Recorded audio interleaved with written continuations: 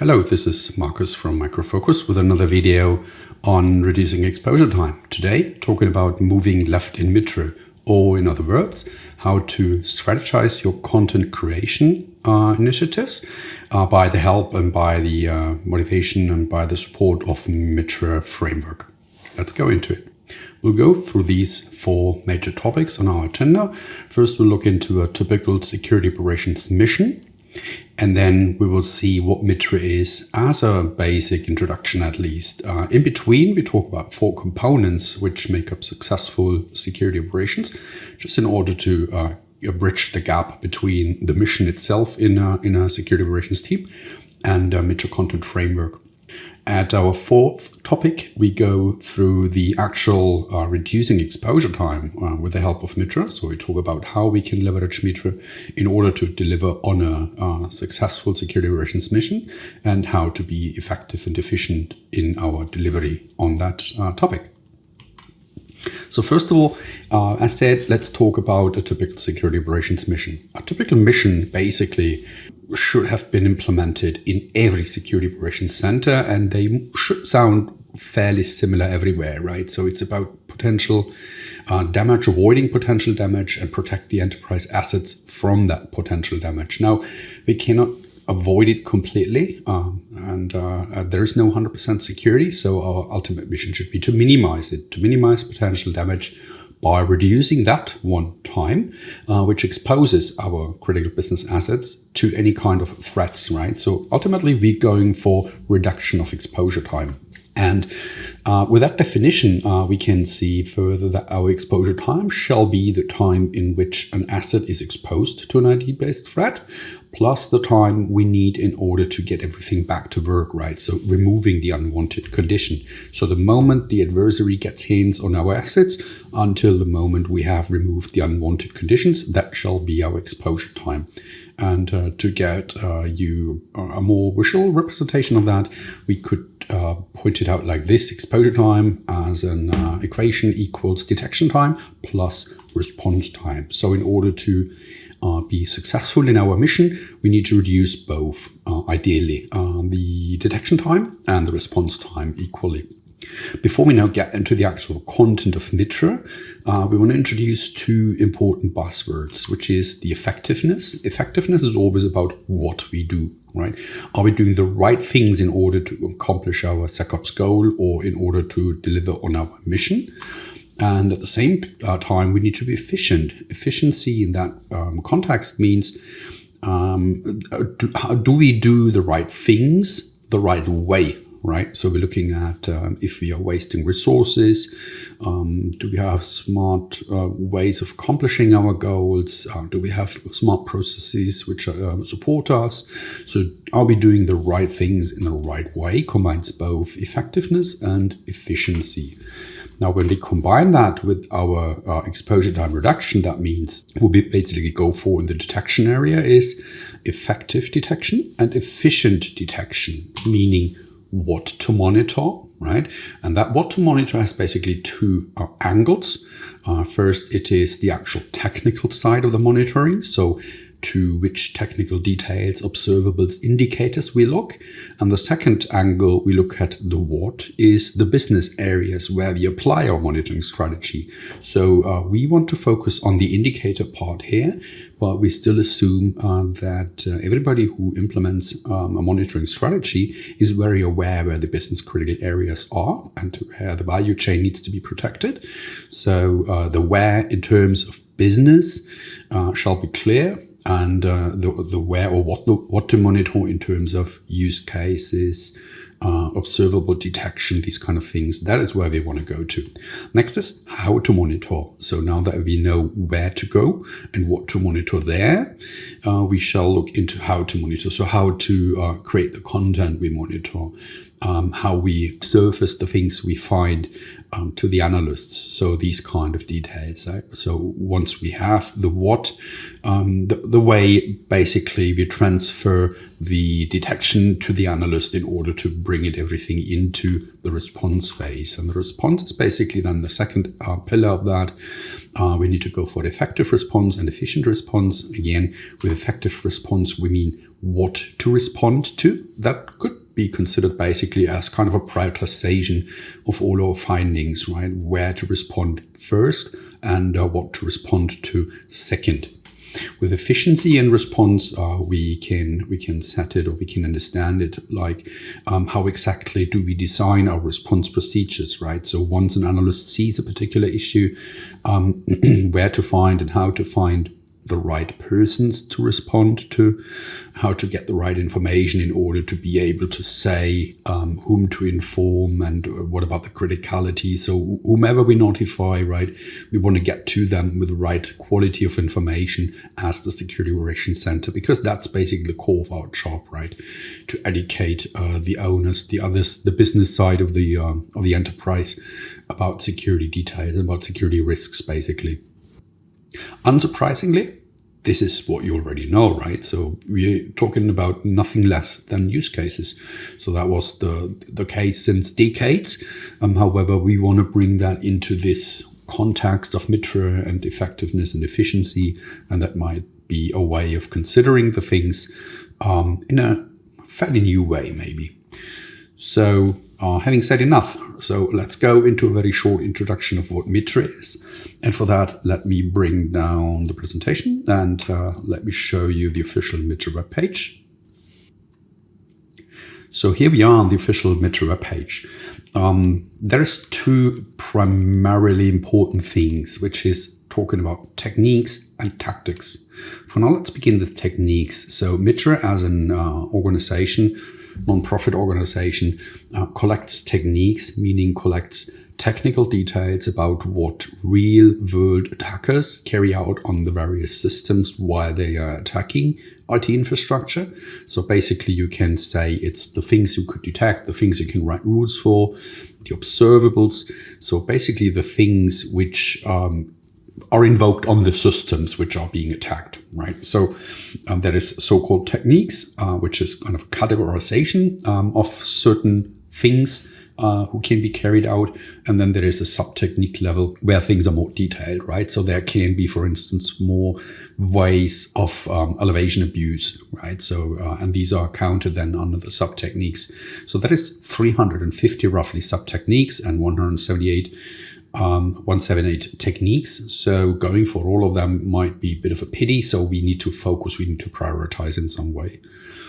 The other level we want to look at is tactics. And again, if you go into the tactics, what we see, it's fairly good overseeable. It's roughly 14. So from reconnaissance to impact, these sequence also makes sense in the way that we understand this as a progress of an attack, right? So we start with reconnaissance, we go through more or less all of these phases to finally end up with impact or with exfiltration. So the more top side of the things is the early phases in an attack, and the bottom side of the things is the later phases of an attack. Then there is additional things like groups. So that gives a bit of an indication that these groups or threat actors or hacking groups, adversary initiatives are really out there and are really using these techniques and tactics, because that's basically how they find them, right? So this is the activities from these groups and how they are organized and grouped and categorized in the MITRE ATT&CK Framework. And also there is some information about mitigation, which is given by MITRE. This is not our main focus as we talk about detection, and also we talk about response. That is clear, but more in the response way of mitigating, communicating with those implementing these mitigations. So let's go back to our presentation real quick. Now that we have seen the various techniques and sub-techniques, which basically consist of these, what we can see is basically that there is a phase in the attack which is more left side oriented, and then there is a phase which is more right side oriented, right? And what that helps us to understand is that there is a kind of a point in an attack cycle where things start to really become not just nasty, but dangerous, right? So things happening here on the left-hand side, they are nasty, they are buffering, right? But they're not really seriously critical for in terms of business impact. But the more right we go, the more it becomes a real threat to the business, threat which is materializing in financial loss, in reputation loss, in intellectual property loss, or just in damage, right? When data is destroyed. Think of ransomware, for instance, right, where data is encrypted and made unusable. So what we should do is we should prioritize the left side for detection. Why? Because the earlier, which is the timely sequence from left to right, so the earlier we detect an activity, the better the chances are that the bad guys, the adversary, cannot get to the dangerous phases of the attack cycle. And the better chances, the longer time we have, right, to also detect the other phases, right? If an attacker is already in the collection phase, we are really in a hurry, right? So, and that means also when we think about content creation strategies, that we start creating our content, start laying out our defensive strategy more on the left side, right? On the other hand, when we respond, so when we detect things and talking about the alerts being handled in the first level analyst teams, we should prioritize on the right-hand side, right? Because the right-hand side findings are more dangerous to cause real and severe damage. So that means findings on the right-hand side should always be prioritized over findings on the left-hand side. In other words, we move left for effective and efficient detection, and we move right for effective and efficient response. And with that, let's look at a second demo, and that is now again MITRE, but in this time it is MITRE in the context of ArcSight. So let's look at that. First, I want to draw your attention to the top categorization level here. So we have a layered analytics section, we have a real-time section, a machine learning section, and a partner section. What that means is nothing less than all which is laid out here, shown here, visualized here, is things we can cover, we can do in the real-time world, so with our real-time capabilities. Others know it as ArcSight ESM. What we see in the machine learning area, also color-coded, right, in yellow in this case. This is the things we can accomplish with the model set of our intelligence, our machine learning, unsupervised machine learning-based product. And whatever is lined out here is things we can just accomplish by running smart searches, right? Searching for the right things unveils these types of activities or sub-techniques, or to stick with the MITRE terminology. And then there is obviously partner implementation. So everybody can implement things. You can do your own content as well, beside the things we deliver out of the box. So the partner content adds additional value on top of what's delivered as default content together with the products. And when we look now at the summary layer, which is the layered analytics concept, you might have heard of that, that combines every of the other layers, right? So whatever is available on one of these layers complements the layered analytics, smartness, coverage, maturity, how they want to call it. And that is organized in the same way as the MITRE original framework is, right? So we start left and we go to the right. You don't see every of the phases here because there might be phases where a technical detection might not be possible, either because it's just not technical detectable at all, or we don't have access to the logs, right? Because the assets where we could detect these things are out of reach of you as the customer. So what we also see is the boxes here, which is the techniques, right? So these are the tactics, these are the techniques, and you see some of them having sub-techniques, right? So the sub-techniques are basically then linked to concrete content. And if we look into some examples, we have a drive-by compromise. What we see here is that there is a content pack, which is called security threat monitoring, which supports that.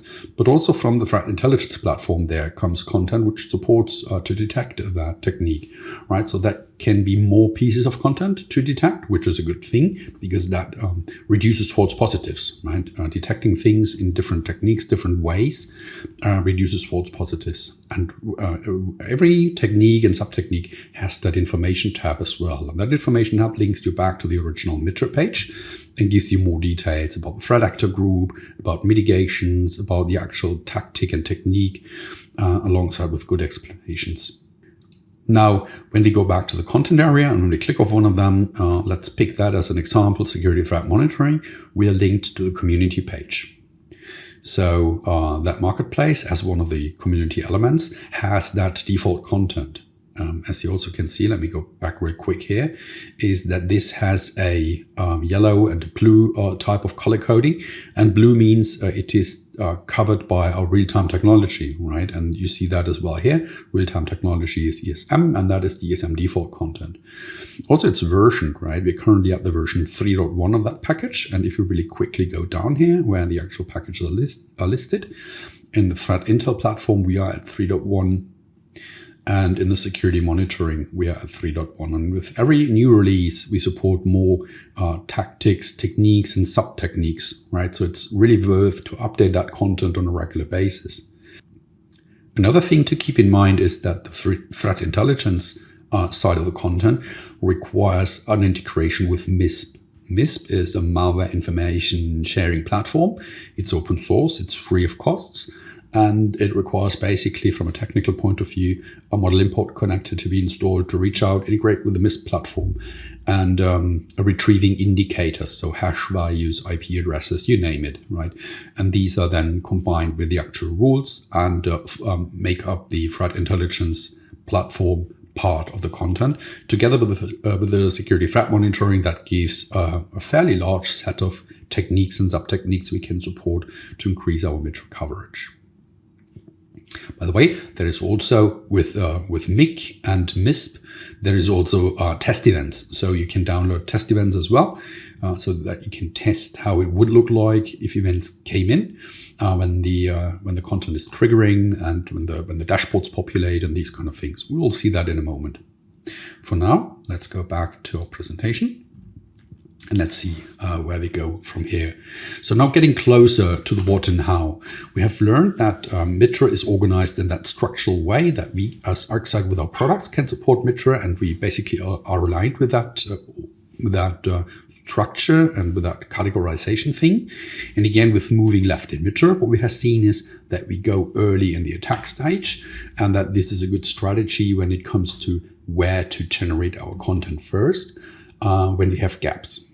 Right, so moving left in MITRE means focusing on the suspicious early activities, and that gives us more time to react properly, and basically ultimately reducing risk and avoiding harm in any form or kind. Could be financial, it could be reputation, whatever, you name it. On the other hand, so we can move right as well. And when do we want to move right? We want to move right in MITRE, so focus on the right hand techniques when it's about responding. So when we have multiple things we could potentially look into as an analyst, we would pick that one which is right most, because from that right most, the highest potential of causing severe damage initiates. So moving right means focusing on the more critical activities. So we are already in the next demo. So now what we do is we look on the actual implementation and how it looks like when we use it on our product. So the first place where we want to look is in our new platform. Now we are here at the platform.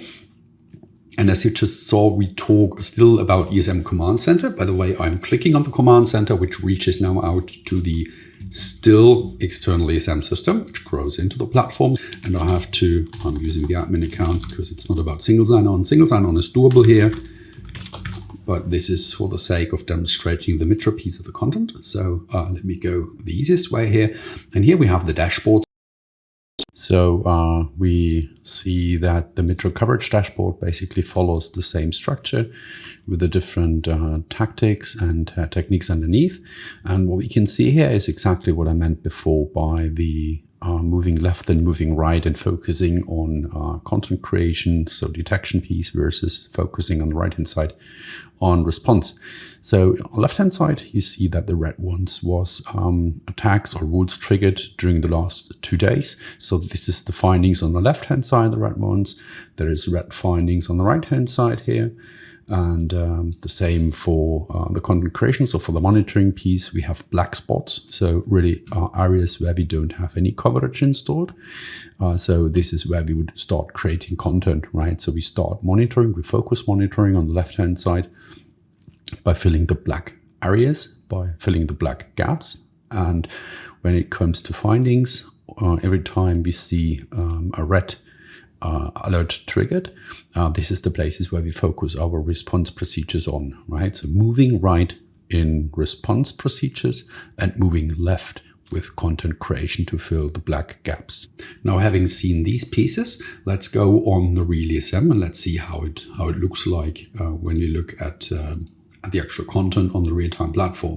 So first of all, I said there is two packages, the threat intel or threat monitoring and threat intel, security threat monitoring and threat intel platform packages. Both of them are installed separately and downloaded from the community page, marketplace page, as you have seen. These bring various types of content, rules, active channels, active lists, you name it, right? It's the typical pieces of content. However, when that installs, and we pick rules as an example, going to the rule tree, what we see here in the ArcSight Foundation area, we have again the security threat monitoring delivered rules, and we have the threat intelligence platform delivered rules. So these are basically the rules coming from the default content, right? So that content ships as default and is also usable with every ESM version, USN 6.9.1. But the interesting thing now here is that everything is additionally structured in the MITRE tree. Right? If you go now to the MITRE tree, you see all the tactics we can support, and you see all the techniques within the tactics, and you see the sub-techniques, at least where they do exist and where we support them.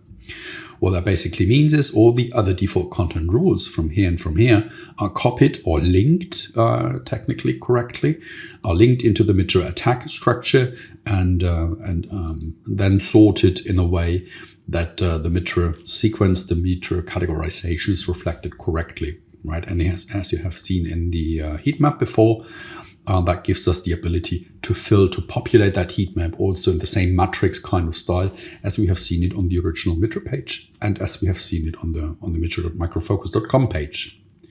So with that, you have hopefully seen in what type, in what form MITRE can bring value and how we implement it. So what we can say as a summary, as a high-level summary, MITRE can be considered as a framework which is useful for protecting your reputation, right? Because it advertises you, or it recommends you to do things in a smart way so that you are complete in the way you discover threats, and you are effective and efficient in the way you respond to threats, right? So you're actively protecting your reputation by focusing with response on the right side and with monitoring on the left side. That overall reduces your exposure time, right? Before attacks could even become really critical, you already found them. Not necessarily, I know that, right? But the likelihood, you know what I mean, right? So the more left we start our efforts, the more likely it is that we catch them earlier. So what we do is we are reducing proactively IT-based risks, right? And we're keeping our secrets secret. We own our own assets, right? We do not allow for the bad guys, for the adversaries to remain undetected for ridiculous 400 or 300, 200 days, whatever. Almost every number of days is too much, right? So we own our assets today and not tomorrow or neither in 400 days. What we also accomplish here is we're operating an effective SOC, right? We deliver on our SOC mission. And the SOC mission is basically that one statement by which we need to be measured and evaluated, right? And that measurement and evaluation gives or doesn't give us budget to grow, right? So let's be successful so that we can grow. And we're saving money on stuff, right? Because we are focusing on the more relevant things. And overall, I can say we are reducing risk. We are avoiding bad reputation by aligning ourselves with MITRE. And if I had three things you should take away from here, then it would be these three, right? MITRE helps us doing the right things in the right way. Moving left means being better, doing a better job in detection, and moving right means doing a better job in response, right? And that ultimately means we reduce very effectively and efficiently the IT-based risks by a significant amount. Again, always keep in mind that this is only the technical side. We need to place exactly that strategy on the right areas in the business in order to be not just technically relevant, but also business relevant. And with that having said, I would not leave it unsaid that there is a lot of content, a lot of additional material you can go through in order to understand that topic better, in order to get a better idea of how we accomplish it, or to get deeper into MITRE as well. Here is also, by the way, and I have not highlighted that with the demo, here's also a link to the MISP page, the Malware Information Sharing Platform page, which is a great provider of open source threat intelligence in various kinds and forms. So with that, we conclude that presentation. I want to say thank you for your time, for listening. Recommend that, like that video if you found it helpful, and stay safe and see you soon.